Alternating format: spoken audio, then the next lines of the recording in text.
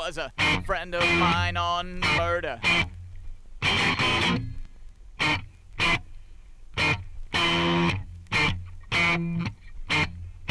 Judge's gavel fell.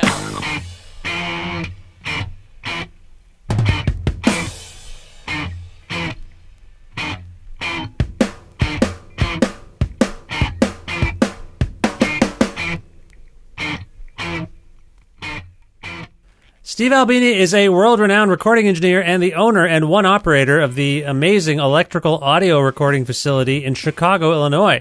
He's also one of 3 singers and one of 1 electric guitarist in Shellac, one of the most significant and influential underground rock bands of the past 25 years. Steve and I had a conversation recently to reflect upon the year 2018, which included significant milestones like the 20th anniversary of Touch and Go Records releasing the Shellac album Terraform, his wife Heather Whinna's inspiring and successful efforts to help local impoverished people via her organization Poverty Alleviation Chicago, and the annual Letters to Santa program. We talked about how it's been a very busy year for Steve as an engineer at Electrical Audio. That time he won over $100,000 at the World Series of Poker. How the Democratic Party's recent blue wave may help America turn a political corner. The 25th anniversary of Nirvana releasing their final album, In Utero, and what Steve recalls about recording Kurt Cobain's vocals. We also talked a lot about guitar playing and St. Vincent and AC/DC's Malcolm Young.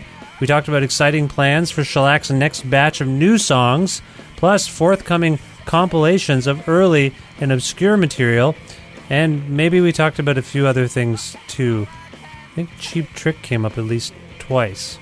With the support of listeners like you who subscribe to this podcast and spread the word about it and make flexible monthly pledges at patreon.com/creative control, plus in-kind support from CFRU 93.3 FM, Pizza Trokadero, The Bookshelf, and Planet Bean Coffee in Guelph, and Grandad's Donuts in Hamilton. This is the 453rd episode of Creative Control, featuring the great Steve Albini, with your host, me, Vish Khanna.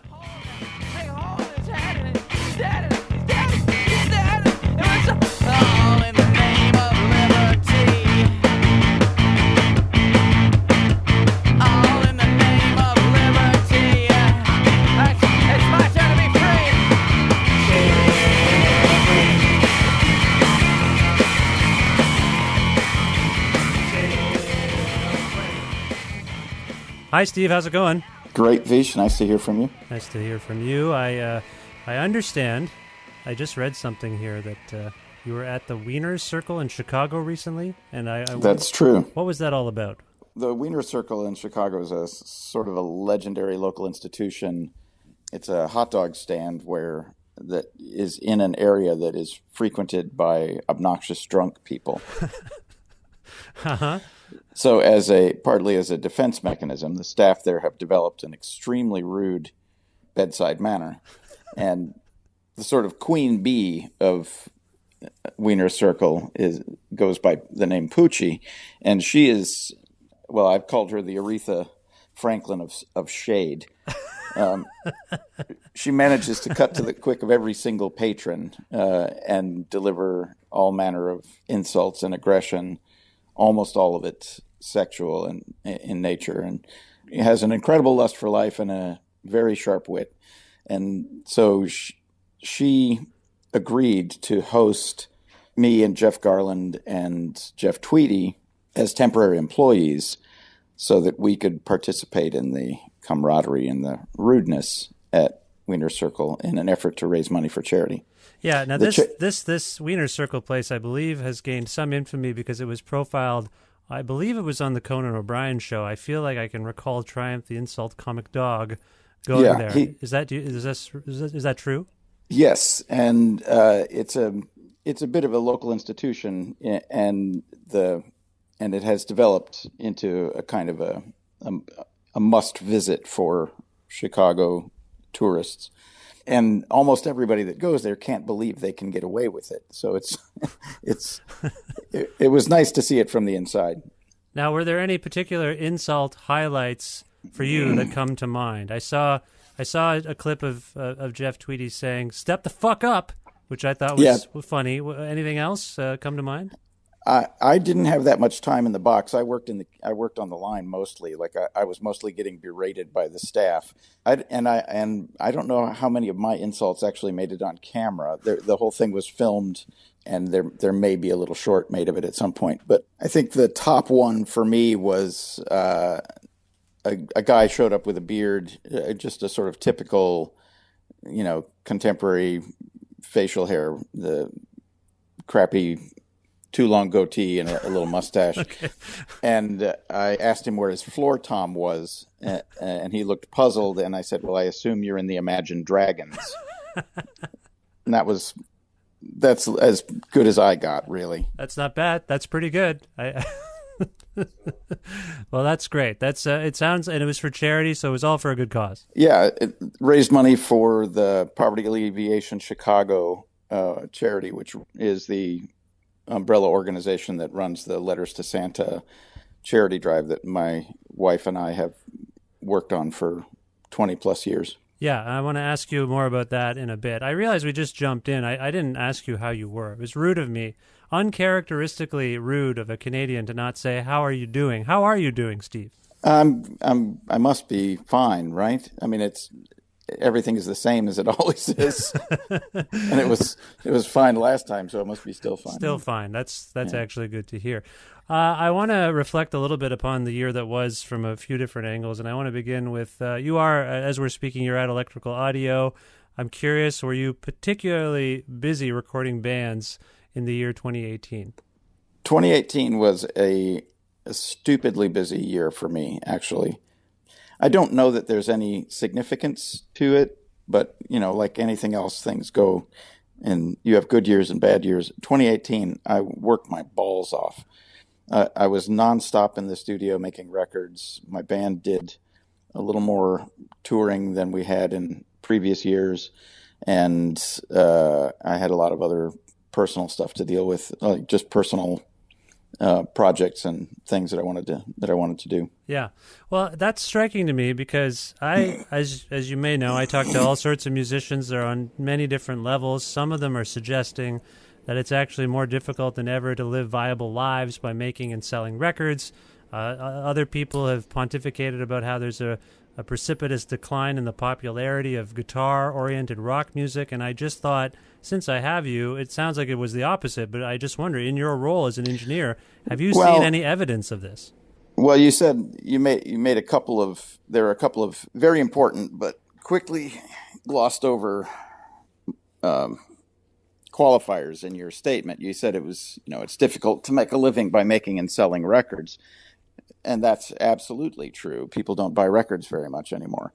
It is absolutely possible, and I believe it is easier now than ever to have a viable existence as a musician. The main difference being that when you are a musician and that's your life, you may also be doing other things, and those things will probably be providing your livelihood. Right. Other jobs, so to speak. Right. But that's always been true. Mm-hmm. But previously, when that was true, it was more difficult for the musical side to gain any purchase or to get any expression. And now the musical projects, basically anyone can have a musical project and can find a venue for it, whether that's a live performance or Bandcamp or a YouTube page or any of those sorts of things. I hesitate to mention Facebook because Facebook is sort of betraying itself as a particularly evil player in the information economy. But I do think that having a sustaining existence as a musician is now easier than it has ever been, and that I think is why studios like ours that cater to independent musicians who are not ashamed of the fact that they're not associated with a corporate entity. Like those people need a place to go to make records. Mm-hmm. And, you can do kind of a lot on your own, especially in fields like electronic music and sort of synthetic pop music. And, you can do quite a lot without a studio. And there are even collaborative venues where you can share files with people who can then collaborate with you remotely. Like I just recently worked on a record with a singer who had done the bulk of her recording for her album was done by correspondence. She did a sort of demo versions of her material and then advertised, I guess it's the way to put it, looking for musicians to play on it. Mm-hmm. And people heard her material and said, yeah, I'd like to play on that. I'd like to collaborate with you.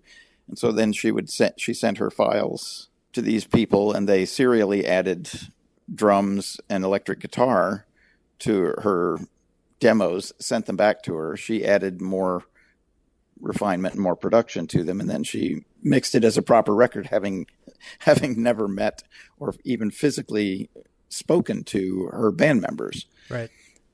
And that sort of collaboration is actually facilitated by all of the things that people think are somehow limiting human interaction these days, like things like social media and electronic communication and things like that. Those make that sort of collaboration easier. They facilitate it. But those are the very things that are sometimes criticized for isolating or insulating people from each other. And I think that's, just a fundamentally incorrect reading. That you hear a lot, people complaining that, people of the plugged in generation, they spend all of their time on their phones and they're not interacting with the people around them. Right. I mean, the obvious flaw in that thinking is that what they're interacting with, what they're doing on their phone is interacting with people, Well, I hope I wasn't making that distinction or argument in any way. I'm just relaying to you what I've been hearing from people as I talk to them. I think, the loudest voices of complaint regarding the way the music scene has developed in the internet era, the loudest voices of complaint are from people who had sort of established rocking chair careers, meaning they did a bunch of stuff and they were collecting royalties on it. And they just presumed that would continue indefinitely and that's how they would live the rest of their lives, is sitting in their rocking chair collecting royalties. Yeah. When that got interrupted by the change in consumption that meant that people were no longer required to purchase physical items in order to listen to music, then those people felt like the world had unfairly changed around them. Sure, yeah. And they had to go back to work. But then there are people who have adapted well to that environment, even legacy artists that have adapted to that new environment. The band Cheap Trick, for example, have an incredible, rigorous touring schedule. They're still recording new music and still releasing new music, but they realize that, where their bread and butter is that they are a phenomenal live act. And they use their enormous history and their enormous archive of recorded and video material to sustain the enthusiasm about them in their fan base. And so they still, they play 200 shows a year and they make as much money as they ever have. And that's the sort of thing that I think is a perfectly valid adaptation.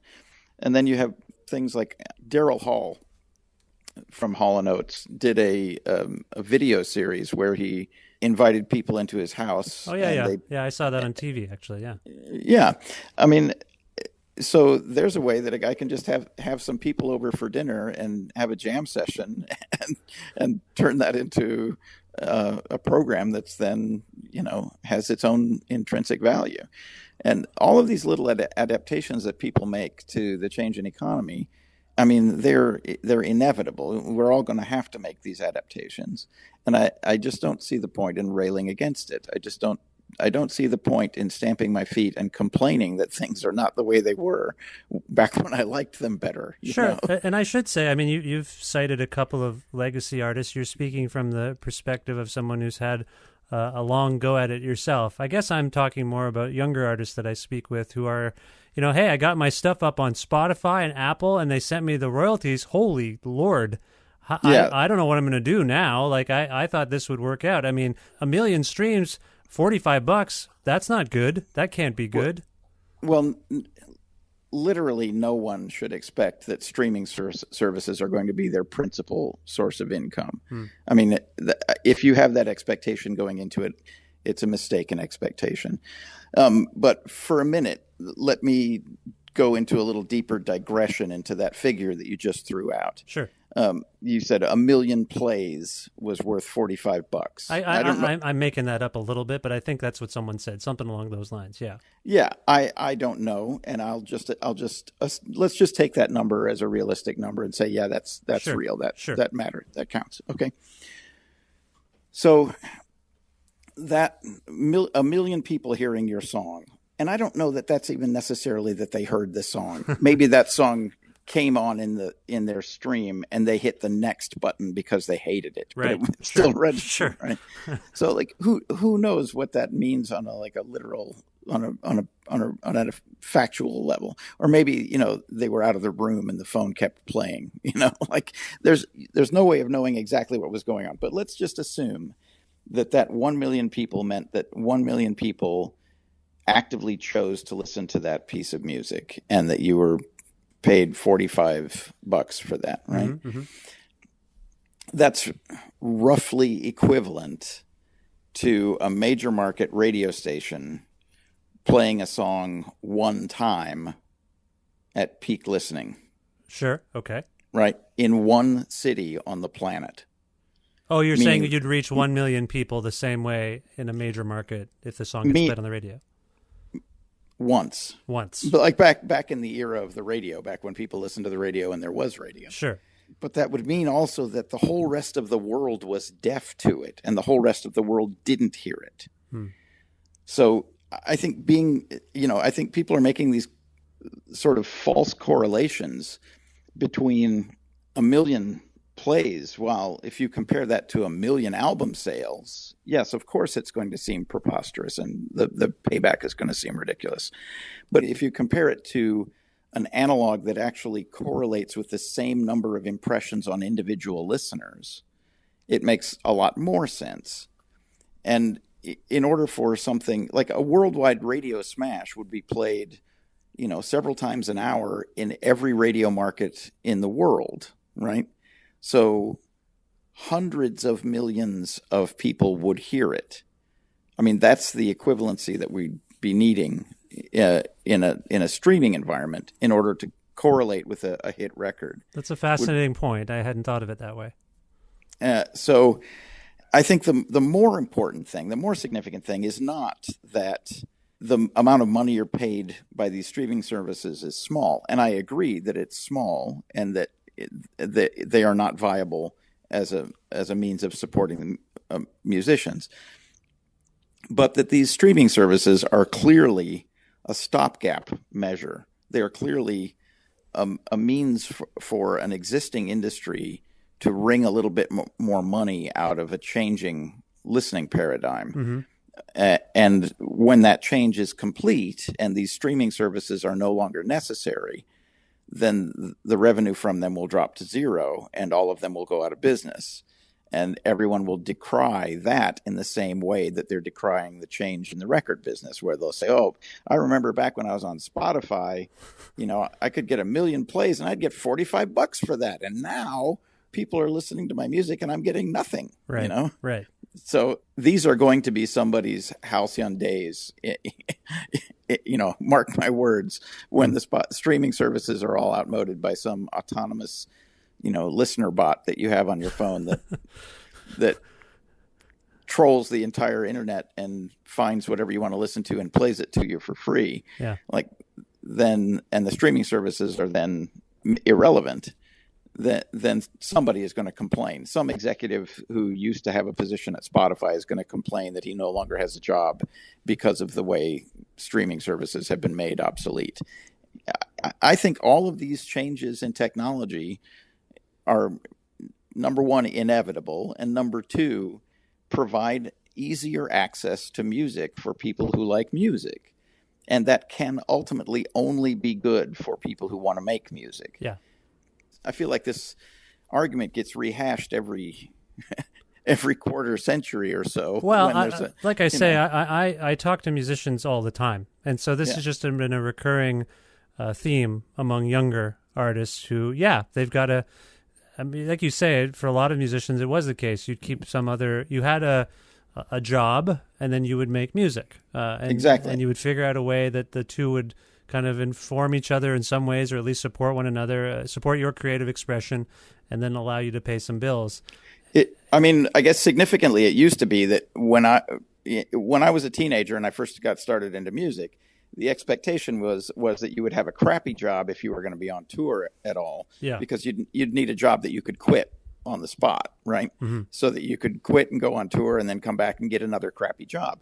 The ease with which music has now been like sort of integrated into all technological platforms means that now you can have any kind of a job. You can have a great job and still make music on the side. Yeah. You can have a very demanding job and still have a few hours in the evening to work on something at home on your laptop. Yeah. You don't, and your band can exist in the ether, a quite healthy existence without you guys ever having to drop everything and go to the practice space and practice together. I just feel like there are fundamental advantages to the way things have been decoupled from the physical world that people who are prone to nostalgia or people, generally conservative people, are poor at appreciating. Right.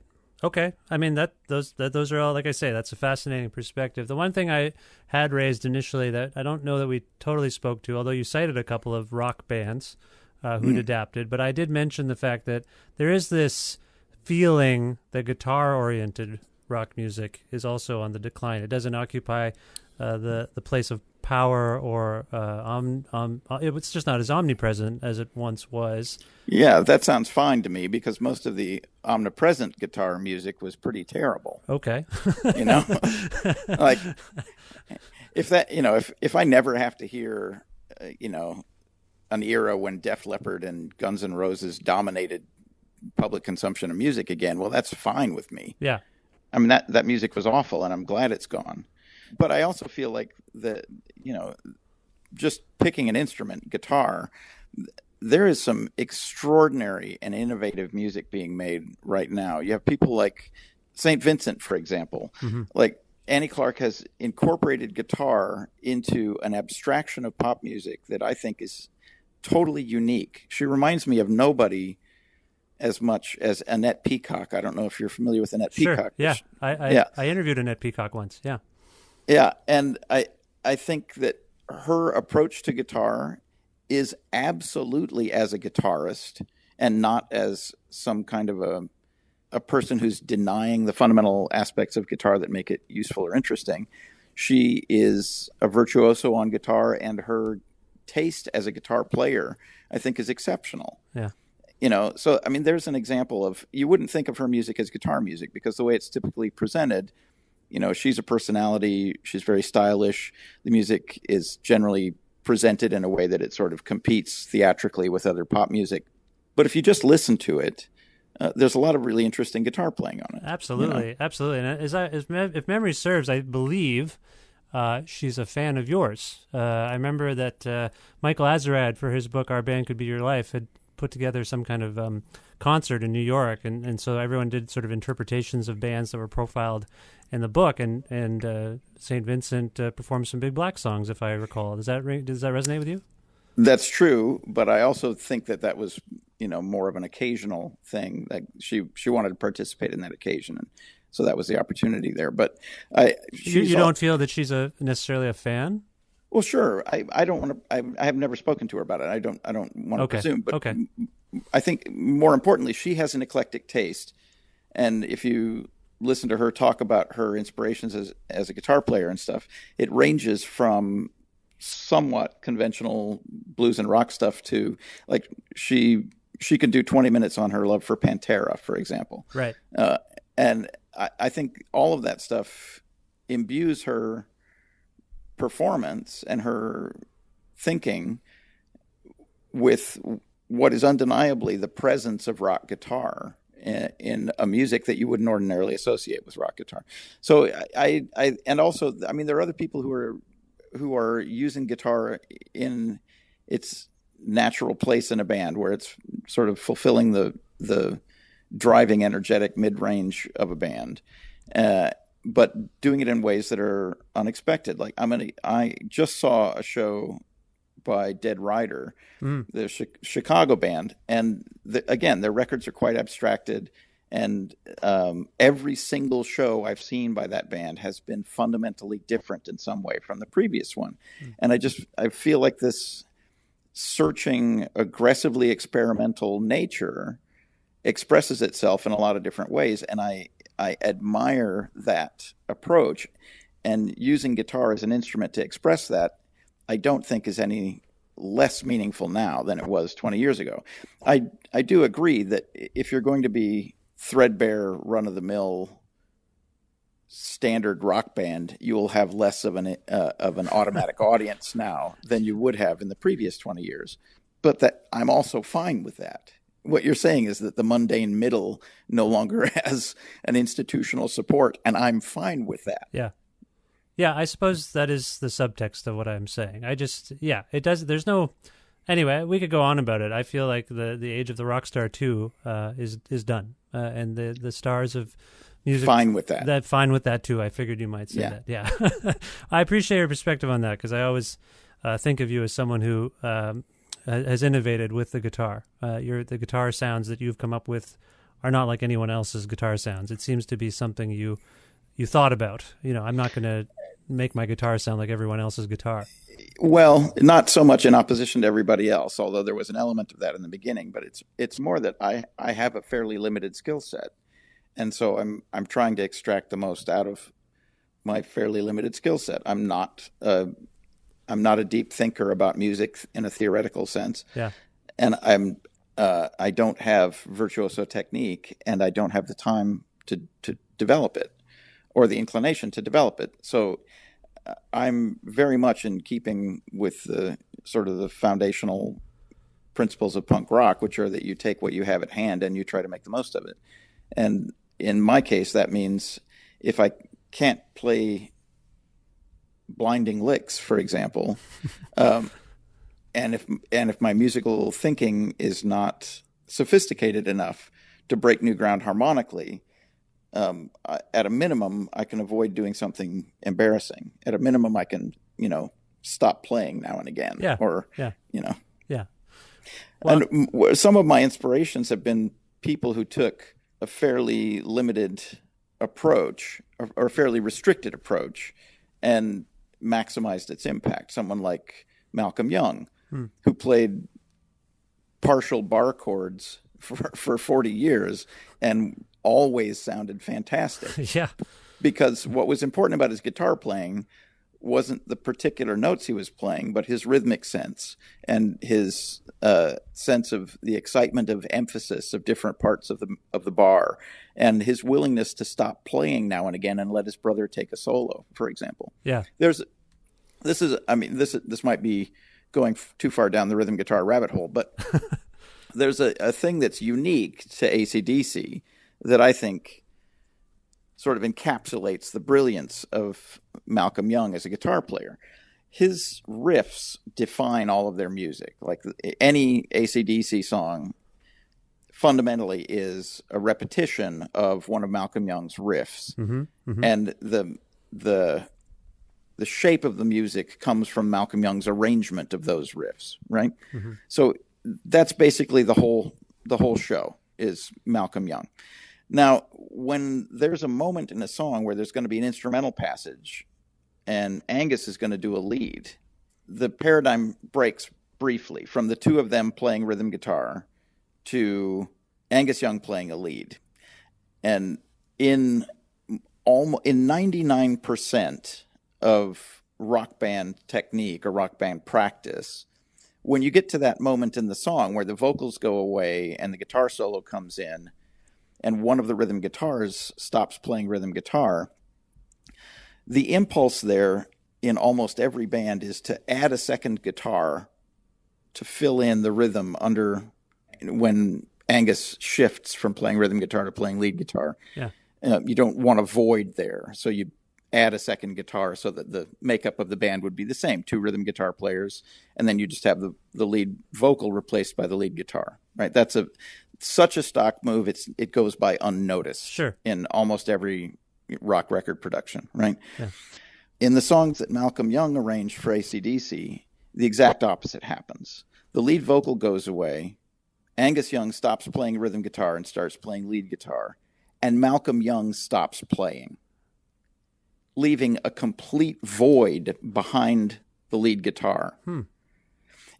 When you notice that effect, when you realize that that's what's happening, it's startling. Like this is supposed to be like a big moment in the song. And what they did was make the arrangement more sparse to focus the attention on the lead elements and on the rhythm section. What that does is it leaves room such that when Angus goes back to playing rhythm guitar and Malcolm rejoins the band playing rhythm guitar, you have a kind of a leap in intensity at the end of an intense moment. And that's an arrangement trick. It's incredibly simple, and it's also very easy because it means that you have to do nothing for a little while. But most rock musicians are afraid or ashamed to do nothing. Well, this informs some of your stopping. I've often wondered about that. I hadn't pondered that. That's very fascinating. And I had a conversation about this with Todd Rittman, is the guitar player in Dead Rider. He's sort of the brains behind Dead Rider. Mm-hmm. Previously, he was in a band called U.S. Maple. Right. And I remember having a conversation with him and Al Johnson, who was the singer from U.S. Maple, about the sparseness of U.S. Maple's music. U.S. Maple was a rock band, but they had, sort of yawning gaps in their performance where there would be nobody playing or very little music would be played. And we talked about Malcolm Young and his use of emptiness and how all of us admired it. And I think that kind of subtlety about guitar playing is more influential than people who are looking at it from a technical perspective give it credit for being. Like if you read guitar magazines or back when there were magazines, or when you see people talking about their influences, it's always about the playing. It's never about the part where nobody plays. Right, of course. But there are a lot of people who are influenced by the silence on those records, and I appreciate it, and I know that Todd does. So yeah, not playing is a kind of playing. Yeah. We ostensibly were talking about your work as an engineer when we got into all of this, and I have one more question that occurred to me recently. A couple months back, I was asked to play drums on a record by a friend, and he put the band together basically over like Facebook Messenger, Mm-hmm. And then we happened to convene at a recording studio to practice and play songs together, and it all went really well. And then on the last day, the owner and operator of the studio, he set up room mics. He wanted to make like a reference recording of what we'd worked out. And I noticed a change in the mood right away, and it made me think of a person who does what you do, because I think it's fair to presume you work with musicians in really heightened states, like excitement, joy, but also a fair amount of stress, tension about the process. I'm curious, do you often encounter anxiety as an engineer? And if so, is it typical enough that you've come up with, I don't know, like recurring strategies to kind of deal with it? There's no magic bullet for putting someone at ease, but I do try to make sure that everybody feels like they're being listened to, and that, like, if somebody has a concern, I want to address that concern and not tell them not to worry about it, for example. Right. Yeah, and I try to be as unambiguous in my language and as clear in my explanations as I can, just so that nobody is wondering, like, oh, I wonder if he actually recorded that. I try to let them know. Basically, try to make sure that everybody is armed with as much information as I can give them about what the process is and about what their capabilities are. And then I try to leave all the critical decision making to the band so that they don't feel like someone else is judging them or someone else is placing expectations on them. This is via, I assume, trial and error on your part. Did you ever try to be like, hey man, just relax, everything's fine? When I first started making records as an engineer, I'm sure I had a much more hands-on approach, and I was trying to participate in the artistic direction of the record more than I do now. I feel like that was a mistake on my part in the beginning of my tenure as an engineer, in that I was, in a sense, making other people rely on my taste and my judgment. And now I feel like I'm much more of a piece of furniture or a piece of equipment as an engineer, and I just try to be as efficient and as open as I can about the process. I feel like I've done a better job for people since I was able to quiet that sort of authorial impulse. But do you encounter musicians who look to you to be the coach to try and guide them through whatever they're going through? Not explicitly, but I'm sure that there are some people harbor those fantasies. But the main thing though is they got to the point where they came into the studio and that they had music that they wanted to record. They got to that point on their own, and they got to that point by trusting their instincts.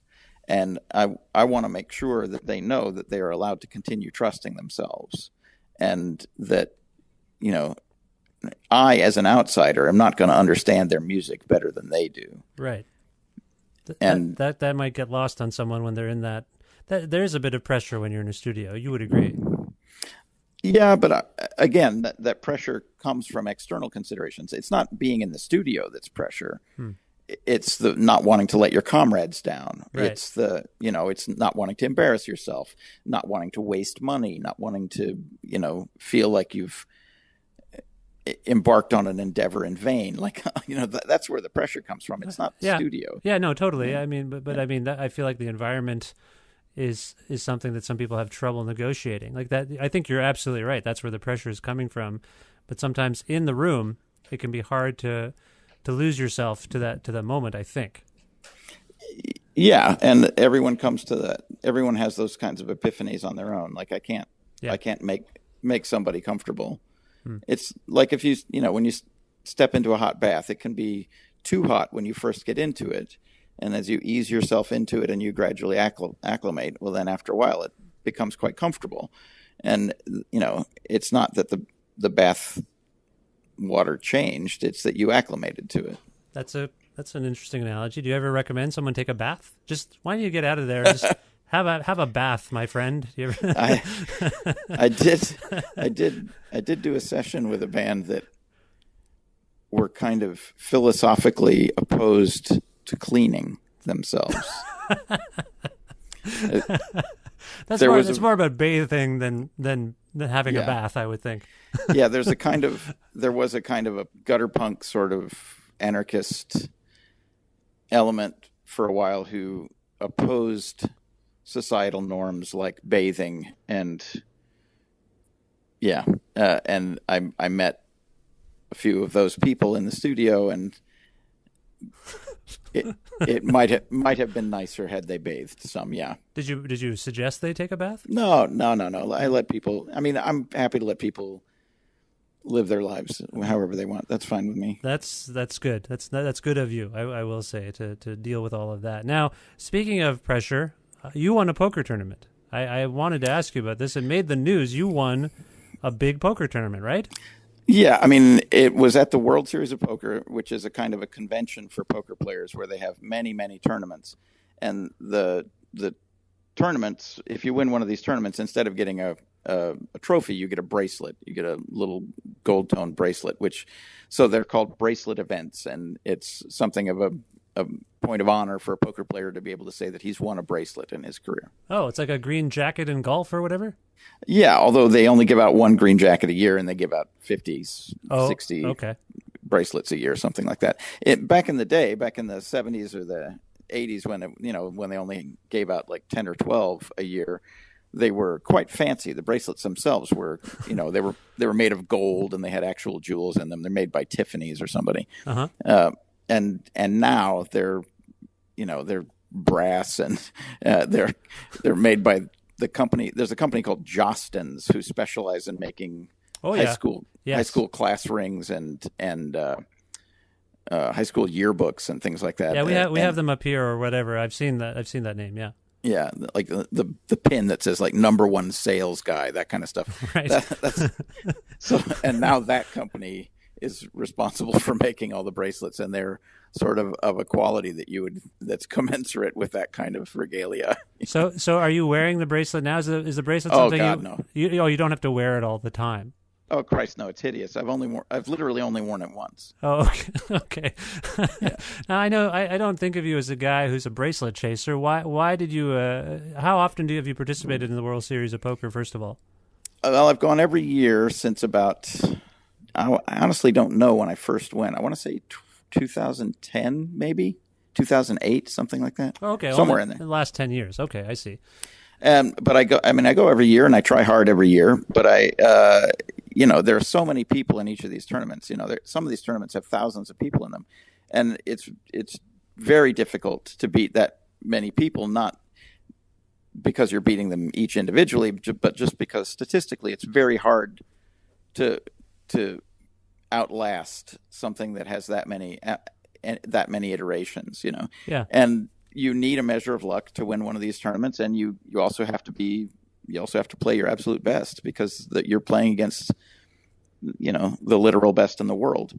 At the final table that I was at, for example, there were the final table was 8 people, I want to say, and there were several other people at the table who had won multiple championships, including a guy who had won the main event championship, and another guy that had won 3 stud.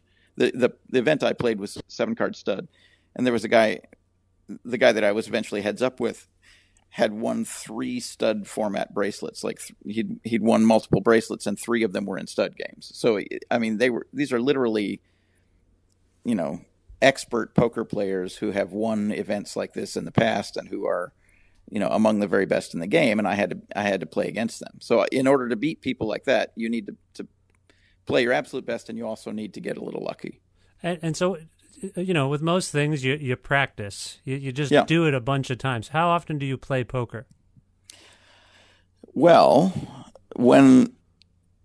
back when the online poker was available in the U.S., I played regularly, several times a week. I would play for significant stakes online, but online poker hasn't really been available in the U.S. for a while. So now I only get to, there are some local games that I play in, some private games, and then there's a casino about 20 miles from here that I go to called the Horseshoe in Hammond, Indiana. Mm-hmm. And they have a mixed game. When I say mixed game, I mean it's a game where multiple variants of poker are played in rotation. Thanks for explaining what mixed meant in this context. Yeah. So it's not like a country club that's mixed insteed of restricted. Could have been anything really at this point. Yeah. So there's a mixed game there that I play in, and it works out to several times a month over the course of a year. But in a year when I'm not working as much, I would play more live. But my obligations at the studio and with the band and at home have kept me very busy this year. Right. So you had a tremendously busy year. You couldn't practice, if you will, playing poker as much as you would like. And then you go to the World Series of Poker, and then the next thing I know, Facebook posts from your friends and mine, news headlines. What did you won a significant amount of money? Is that what happened? The first place was $106,000. Now, like most poker players who play a tournament schedule, I had investors in my tournament series, so I didn't get to keep all that money. I got to keep about half of it. But still, regardless, winning a big wedge of money like that makes a significant difference on my year. I've used poker as a second income for a long time. Oh, see, I did not know that. A third income. Wouldn't it be a third income in your case, at least? Sure. My entire existence is predicated on the idea that I'm going to be doing everything all the time. Right. So I'm running this business, Electrical Audio. I'm playing in a band. I'm playing cards. I'm trying to maintain a home life. All of these things are going simultaneously. I'm always going to be doing all of them. If any one of them sort of recedes because I'm doing less of it, then I step up in the other ones, So are you a professional poker player, Steve? No, I don't make my primary income from playing cards, but I make a significant portion of my income from playing cards. If I didn't play cards, I would need to do something else to make up the difference. Are you a part-time professional poker player then? Is that? I don't know how to I'm just wondering how you distinguish yourself. Well, it's like anything else I do. Like I earn a small salary from electrical audio. Yeah. Right, from running this company. Mm-hmm. I also do occasional lectures and seminars and tutorials at universities, and I'm paid for those. I get an honorarium for doing those. Right. I'm in a band. My band tours, 5-6 weeks a year, and we make reasonable income from those tours. We've also put out records, and we earn some record royalties from those. I've been in other bands historically, and those bands earn some royalties, and I get that money. I play cards, and I earn a significant chunk of money from playing cards.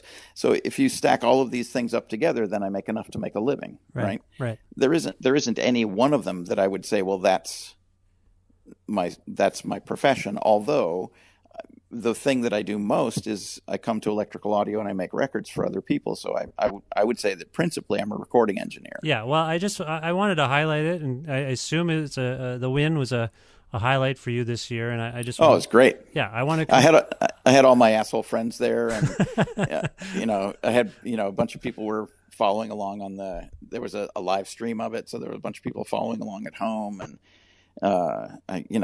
it just feels really great to be doing something. You do something again and again and again, and I had never even fantasized about winning a bracelet. I had never even thought. I play poker for money, and you can make money in a tournament without winning it. You can, if you place in the tournament, you make money, and I'm happy with that as a result. So it had never occurred to me that I would actually win a tournament, like that I would actually be the guy with the bracelet. I'd only ever wanted to do well, and to make it worth continuing. And so actually winning one was a big surprise to me, probably a bigger surprise to the people that I beat. But it was very gratifying. But you'll go back next year? I intend to, yeah. Okay.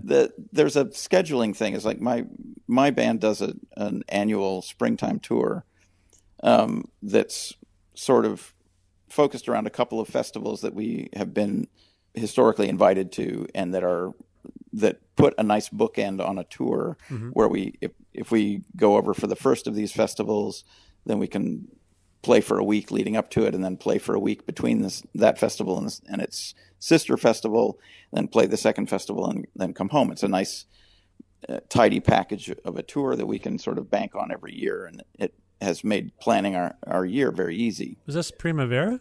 The Primavera Sound Festivals, right. Okay. Yeah. We get along great with the people that run that festival. I have a lot of respect for them, and I think they run their festival in a very honorable fashion. So I'm happy to support it. But they have two locations. They do it in Barcelona, which is a beautiful and fascinating city, and then they do it in Porto, Portugal, which is another beautiful, another fascinating city.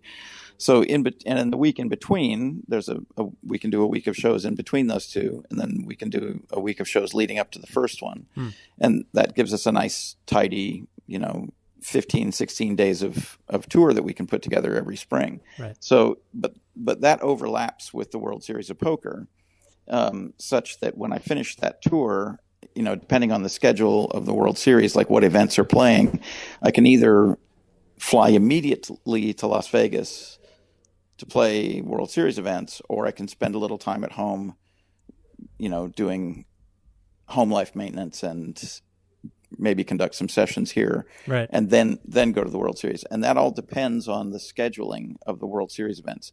I'm not a particularly good no limit hold'em player, and the majority of the events at the World Series are no limit hold'em. So it doesn't make sense for me to go down there and play a bunch of those events. I tend to play the events that are in games that I'm better at, like the 7-card stud events, the draw poker events, the low ball events, things like that. Right. I think one of the last times you were on the show, you tried to school me on poker, and this is all starting to sound familiar. This is as much as I engage with poker as speaking with you, or maybe following like Norm Macdonald's Twitter feed, and that's how I get my poker news.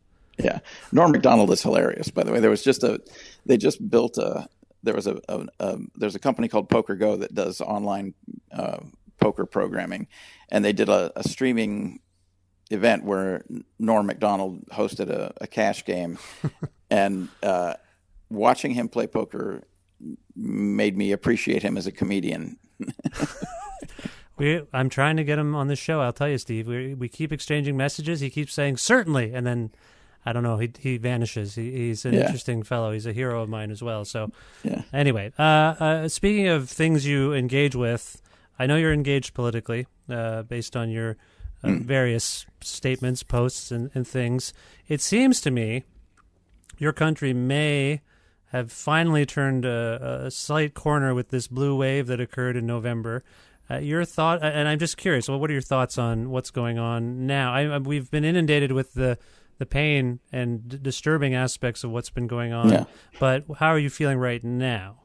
Well, I as always, I'm cautiously optimistic, but I also feel like at every juncture, people have said, well, this has got to be the end of it, right? And it hasn't been. And I'm speaking about the international embarrassment of Trump being our president. Like every time something else happens, the sort of thinking and aware part of the country says, well, this has got to be the end of it, right? And then we just move on to the next thing, and we just incorporate the most recent scandal into the new commonplace. Yeah. I don't expect that there will be an impeachment. I don't expect that Trump will be removed from office or that he will leave office. I expect him to cling to his power and the mechanisms that allow him to accrue wealth. I expect that he will do whatever is necessary to do that, and that the Republicans in Congress will go along with it, because him being in power reflects power back down to them, and I don't see them giving that power up for any principle. Seems to reflect how they really think, too. I feel like the age of diplomacy just vanished when this guy, some of them would say, well, you can't say that, and then he just says it or does it, and they're like, okay, I guess we can say and do that. Let's just do that. Let's just say and do exactly what we think and feel all the time. Yeah, I mean, before Trump was elected, there was a branch of conservatives who called themselves the Never Trumpers, and they were, they said, we are conservative people, we're Republicans, but we cannot abide this man. But what it boils down to is he's actually advocated for and enacted policies that they are behind 100%. They just wish that he wasn't such a jerk. Yeah. They just wish that he was a little bit less uncouth about it. But they're happy to torture poor people and women, and they're happy to institute like the solidification of the power of the extremely wealthy and corporations like that. Those things make them happy. They're not disappointed in Donald Trump's performance as a president. They just wish that he was less embarrassing. And there's a conservative magazine called The Weekly Standard that just went tits up, and they were sort of the last bastion of the Never Trump conservatives. And but literally every single thing that they have advocated for years has been enacted under Trump. They just made themselves irrelevant by not getting aboard his sort of personal brand. Yeah. You intimate that you're cautiously optimistic. I think you're thought of as being a skeptical person, and this has come up a few times on my show recently with people about whether or not they feel like voting has efficacy. Have you ever abstained from voting? Oh, no, of course not. Yeah. Voting is literally the only lever that we can push as citizens. So, I mean, you can protest all you want, but unless you are yourself elected to office. And I should point out that this blue wave that you described has a very large number of people who were called to run for office because they felt that somebody had to do it, and it might as well be them. That's what's encouraging to me, is that many members of this so-called blue wave are grassroots organizers. They really seem to know what to do, and now they're in a position of power to potentially do it. And if they can influence a Democratic majority and influence the Democratic political hierarchy to embrace the things that brought them into office, like to embrace the small donor policy rather than trying to get their chunk of the corporate largesse, then then I think that there's a very real chance that we will see some substantial social changes that will be enacted by a Democratic majority, and things like an increased federal minimum wage, potential national health care. I mean, despite how popular it is, that's going to be a much bigger fight than anyone is giving it credit for. Just the fact that everyone wants it doesn't mean that the pharmaceutical companies and the big insurance companies won't do everything they can to scuttle it. And if they can't scuttle it on a federal level, they'll try to put up stateside obstacles. And yeah, it's going to be an enormous fight. But I believe that we have the potential to actually achieve it at some point. It might take another 20 years, but I think we can do it. But there is potential for genuine criminal justice reform, genuine voting rights reform. All of that is predicated on the institutionalized Democratic leadership listening to the rank and file Democrat voters and taking seriously this new wave of young, largely working class or middle class elected officials, and a lot of them women and women of color, which is, a unique moment in our history. I mean, I appreciate your perspective on that, and I am heartened to hear that you are optimistic as well. And speaking of effective positive change, you alluded to this earlier, and I did want to talk about the Letters to Santa program and Poverty Alleviation Chicago, which I believe two initiatives that were brought into being by your wife, Heather Whinna, more or less. Is that accurate?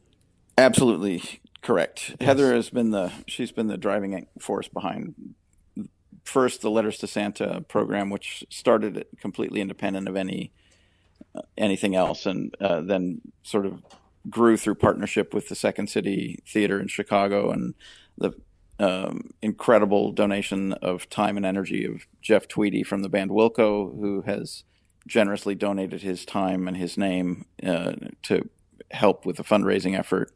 The idea is that we generate a bunch of money through donation and then get that money into the hands of desperately poor people in Chicago. And we do it on Christmas because that's one day that people can be reliably expected to be home. So we got the names for the families by going to the post office and going through letters that were addressed to Santa Claus, and that's where the program got its name. The post office stopped letting individual people go through letters addressed to Santa a few years ago, and so we had to find another mechanism to find needy families, and we found some non-governmental aid organizations. The Jane Addams Hull House, which was a social services organization that had been running for over 100 years. The Jane Addams Hull House closed down, and then we started working with the Onward Neighborhood House in Chicago, and they're the organization we still work with. This is a neighborhood group, like an umbrella organization that works with different neighborhoods. Is that right?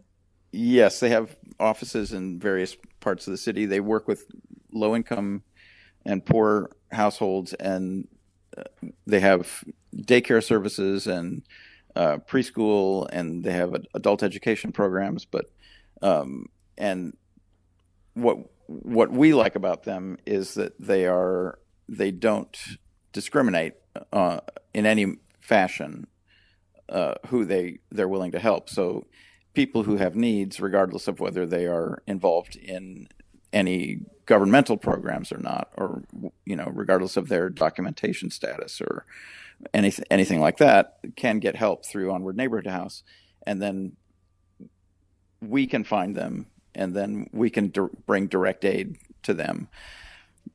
One of the principles of the Letters to Santa program from the beginning was that every single dollar that's donated should get into the hands of a poor family. Yep. That is, the overhead does not come out of the donations. The donations go to the families. Mm-hmm.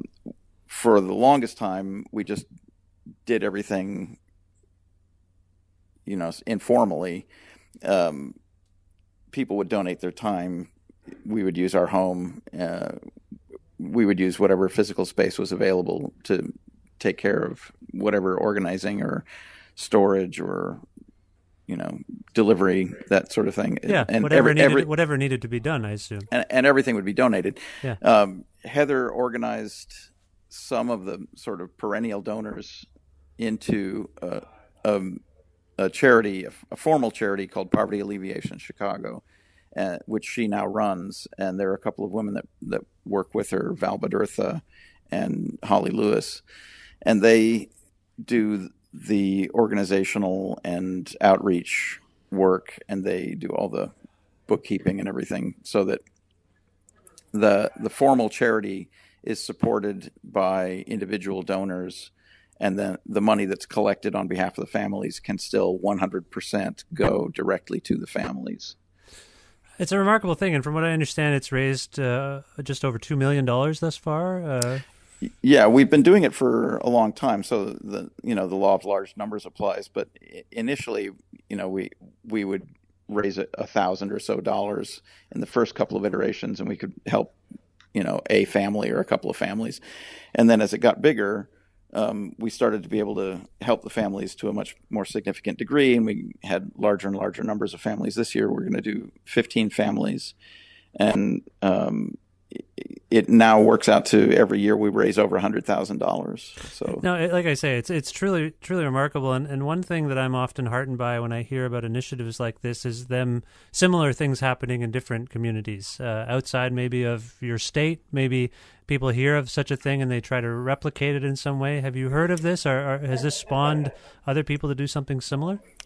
Yes, I know independently of Letters to Santa, there have been other similar like money drives and direct poverty alleviation done in other cities in North America, and in Glenn Hansard of the band The Frames and the Swell Season. He did a benefit show and raised money for poor families in Ireland. Mm-hmm. And there are events to raise money either for a similar or for the same cause in Los Angeles every year as well. Cool. No, I think that's great. I hope that gives you some pause too, to know that you and Heather might be involved in something that is inspiring other people. Well, it's the best thing that I get to do every year. I don't go out of my way to talk about it because I feel like the important thing is that people are getting help. But the more important thing is that there is an extraordinary need. Like the small number of families that we help every year is not a drop in the bucket. There are so many families in need, and I feel like what we're doing is not the bare minimum, but it feels insufficient, and I feel like that's one of the things that forces me into a position of hope about greater social change and greater responsibility mm-hmm. on the part of people who have money and resources to share and to make people's lives easier who are at the moment under dire circumstances. Well, it's like I say, I think it's commendable. I appreciate what you're saying too about not wanting to get into any kind of self-aggrandizement about it, but I do think it's important to touch upon. And we are running out of time, and I want to touch upon a few other things that occurred to me about this year and you. Terraform, your band Shellac of North America's album, you guys put out a record called Terraform 20 years ago this year, mm-hmm. and that record is significant for me. Did you guys acknowledge or celebrate this milestone in any way? No.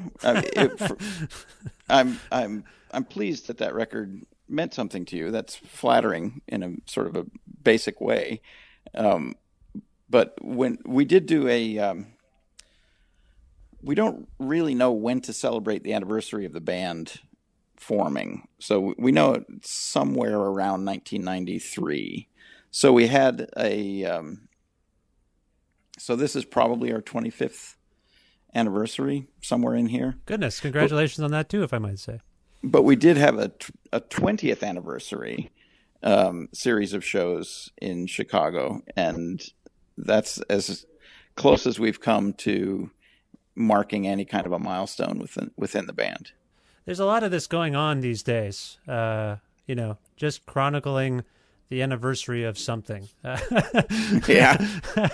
And sometimes I think it's to move units, and sometimes I think it's just like, oh, Lord, we've been doing this long. It is shocking when you realize that you've been doing something for a long period of time, a long enough period of time that it's, like sort of a historical amount of time.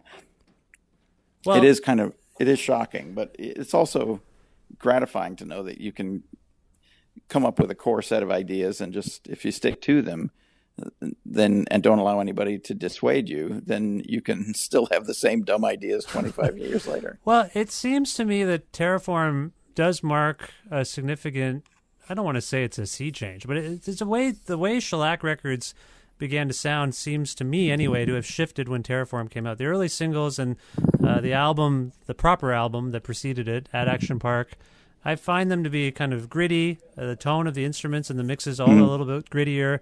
And to generalize, I find that from Terraform onward, my ear is relatively untrained. I listen to lots of music, but it does seem to me that the records that followed Terraform and onward, the records feature more separation and clarity in the mixes, and even relatively cleaner tones among you and Bob's bass in particular, your guitar, Bob's bass.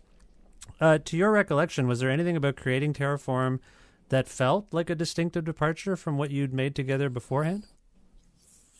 Not really. I mean, do you see where I'm coming from a little bit? I think so, but I also feel like when we started the band, we had a core set of ideas that we wanted to pursue, and that core set of ideas included things like minimalism and harmonic simplicity, I think, or I think that even that is overstating it. I think that might be even too much of an idea. But we did have a kind of a way that we wanted to proceed with just the three of us. And the music that we've made at any juncture is just the music that is interested or engaged us at the moment. And I don't think that we've ever spoken about how we should proceed as a band. We've just noticed in retrospect that that's how we did proceed. Yeah, sure. Do you see that distinction that I'm making between a post-Terraform world for Shellac among the records? I take your observation seriously, and I believe you that there is some thread of continuity there that you could follow. Yeah. I've never thought of it that way myself. Okay. Well, for some listeners, like when they hear a song, like an older song maybe, it brings them back to a time and place in their lives emotionally. And I'm curious, when you're playing a song from Terraform at a Shellac show in the year 2018, are you ever transported back emotionally to the time in your life when that piece was coming together? Is it like a visceral memory jog of any kind to play an older song for you?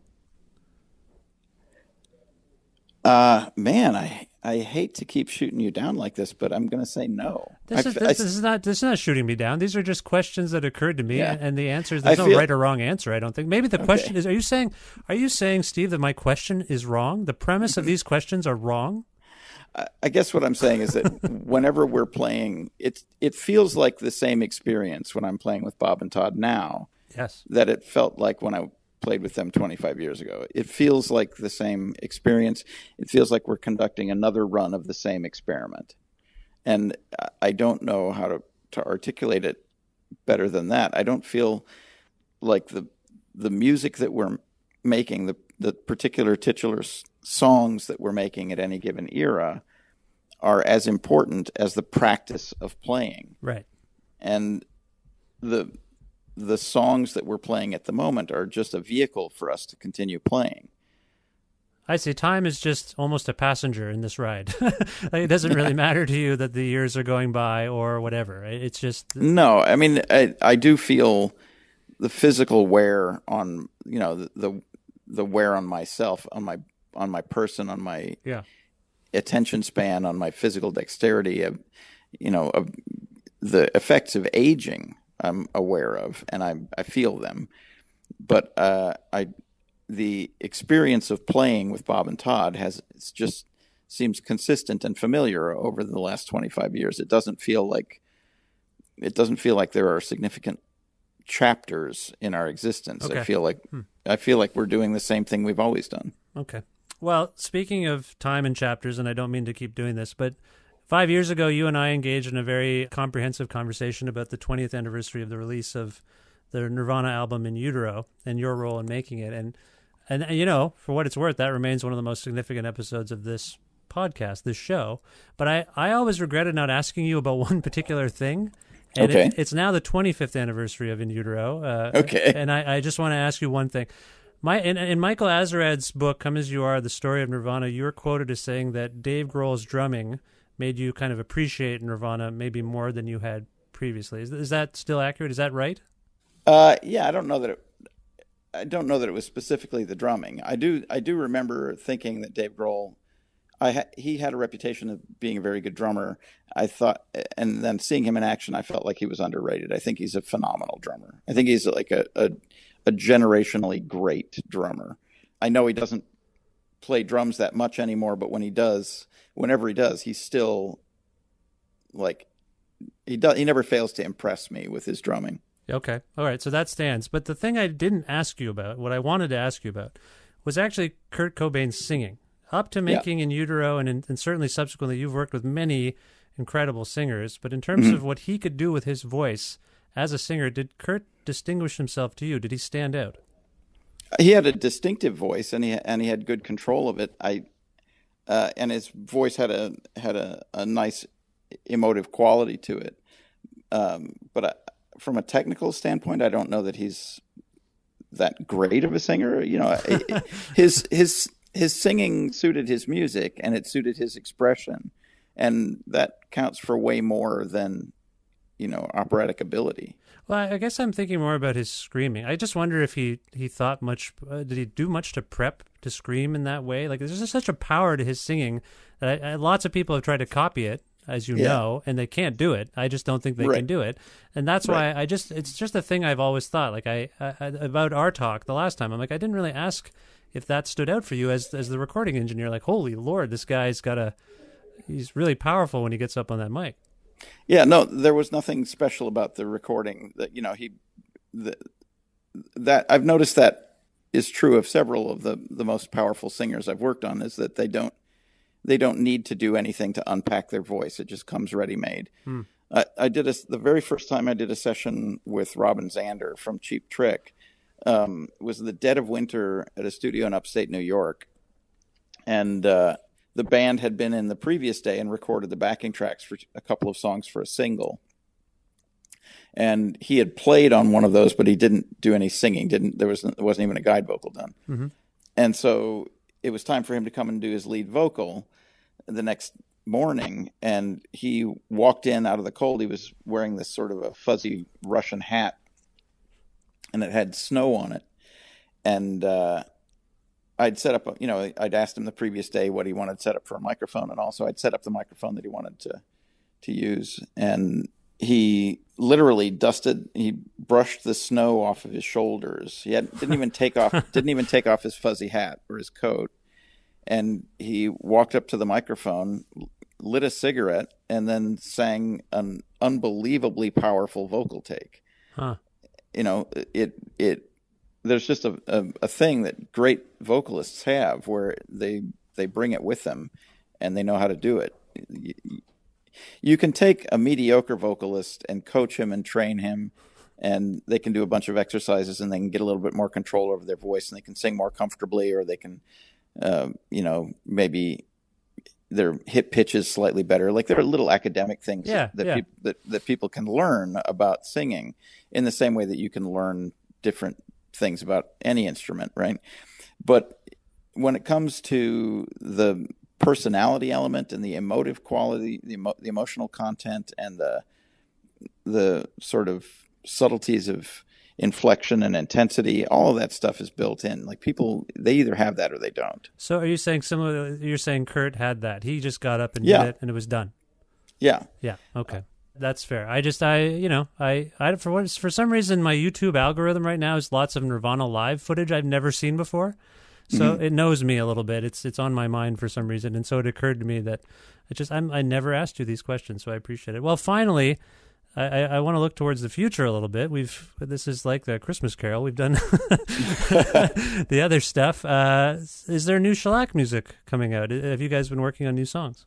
We just did a rehearsal weekend. We've got 8 or 9 new songs that we've been working on. We've been playing 3 of them on recent tours last couple of years, and we'll probably sprinkle the remainder in live sets over the course of the next year or so.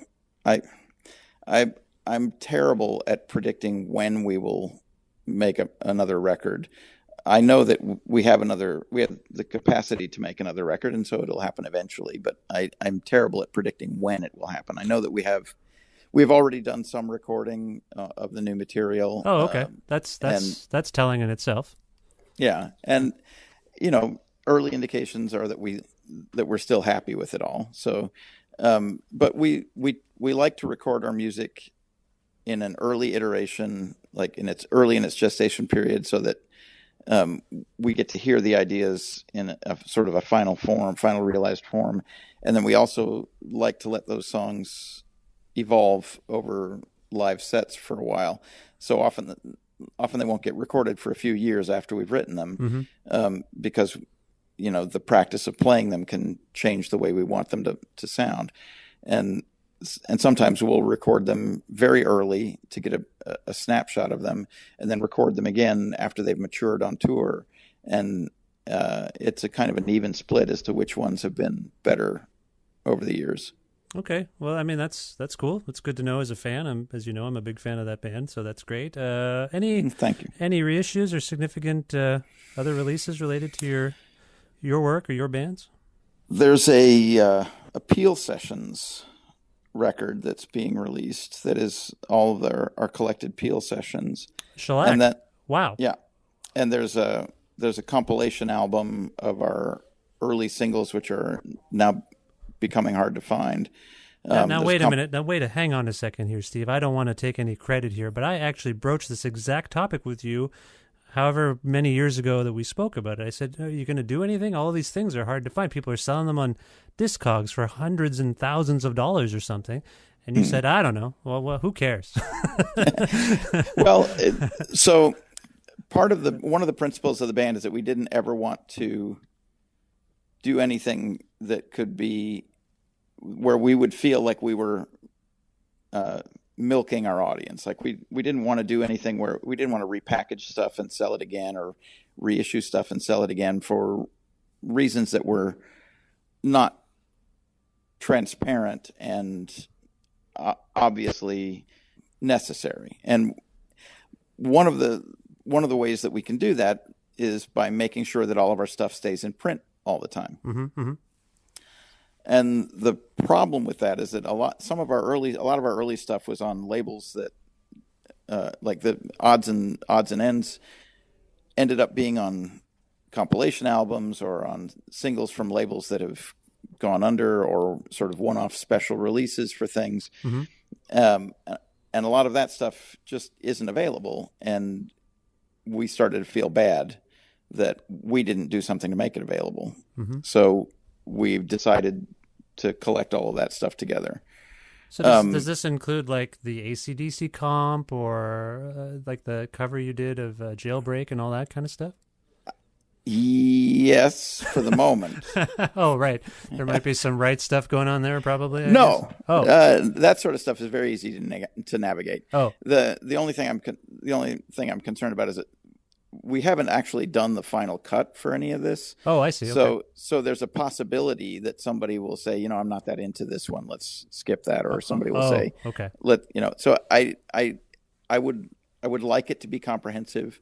I think it likely will be comprehensive, but I think the smartest thing to do is to wait until it comes out, and then I'll know. I see. Okay, no, that's fair. So did you say there's two? Like one is going to be the BBC, the Peel sessions, and the other would be the early singles? We've been working on both of those records in the background for a while now. Okay.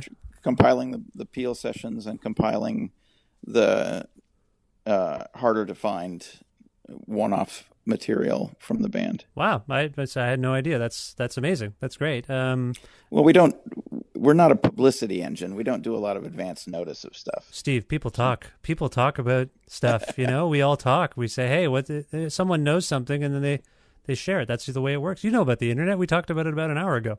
The only thing I will ask then, because it's germane, I suppose, the Futurist, this Friends of Shellac record, which continues to sell for hundreds and hundreds of dollars, very limited run, 700 odd copies. People have been circulating those. Is that on the table for a reissue? No, I mean, we made that record for our friends, and we're happy with that. Okay. I just wanted to clarify that, since this is, like I say, this is big news. All right. Well, Steve, I can't thank you enough for being back on this show. It occurred to me that you've been on the show at least once a year. And I imagine at some point you puzzle, why does this man keep calling me and asking me to talk? But I hope you know it is significant for me. I always come away learning things, and it means something to me, if that means anything to you. Well, thank you. That's very nice of you. All right. Well, normally I go out on a song by my guest. We have no new record. We have nothing to point to and you're not a promotional guy, but is there a Shellac song that I can play for people? Is there something you would recommend, in fact? Does it have to be a Shellac song? Well, based on the fact that I'm talking to you and I have permission potentially from you on the record, it would be best if it were a song that you authored in some way. What were you going to do? Where did your mind wander there? What were you, AC/DC or something? No. I mean, I've been kind of pondering. I've been listening to some other music at home. That's all. Oh, well, go ahead. Tell me what it is. That might be interesting in itself. Well, there's a composer named Conlon Nancarrow that I'm very fond of. I see. ConlanNancarrow. Conlon Nancarrow. I encourage your listeners to look up his music. Okay. He composed exclusively for the player piano, and some of his studies for player piano are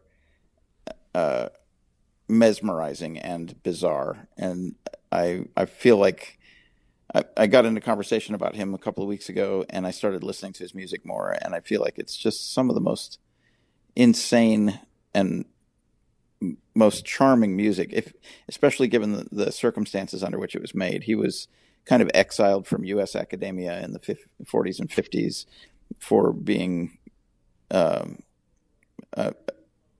suspected communist.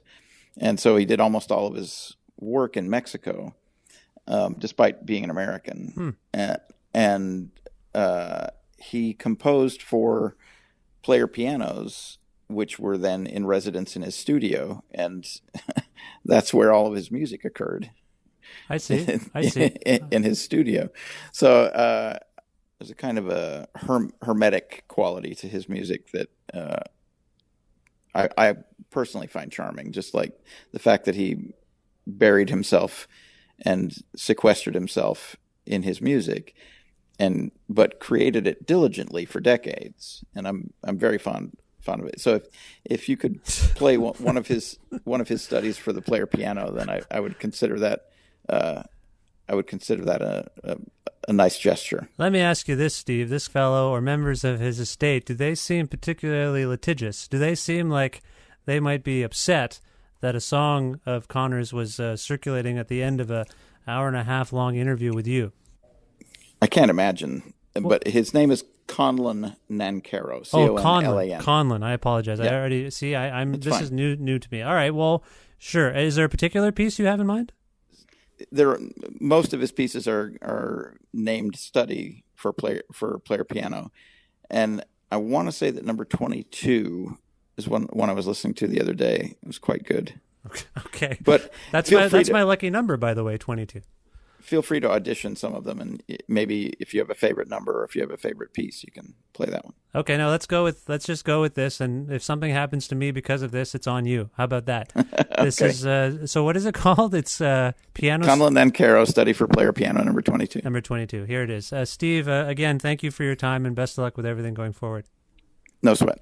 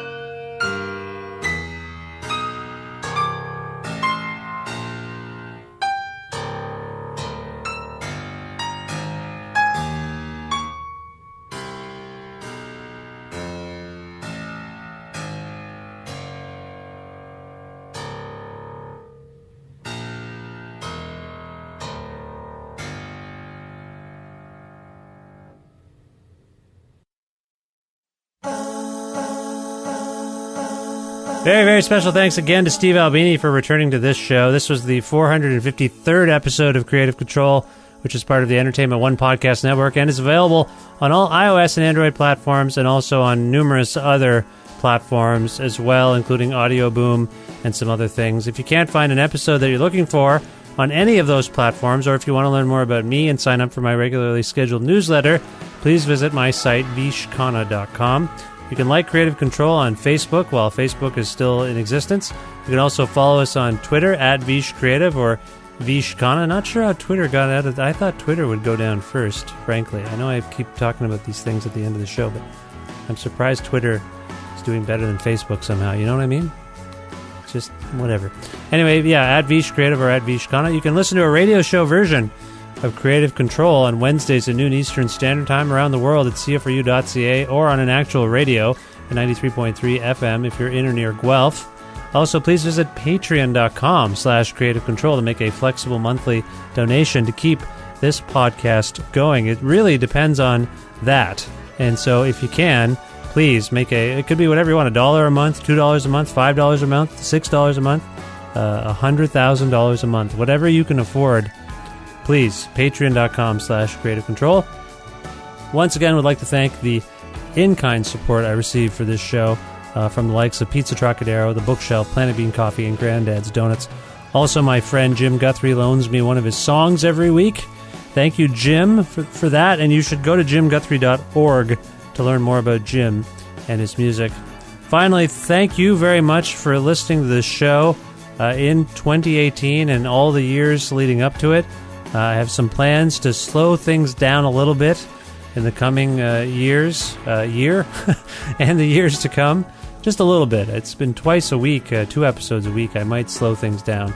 That's the plan. And I'll keep you in the loop about that. But don't be alarmed if episodes aren't coming as regularly as they used to. I still want to do the show. It's just I got to slow it down a little bit. But all this to say, thank you very much for listening to this show and telling your friends to listen to the show and subscribing to the podcast on whatever platform you use. It means a lot, and I will keep going for as long as I possibly can.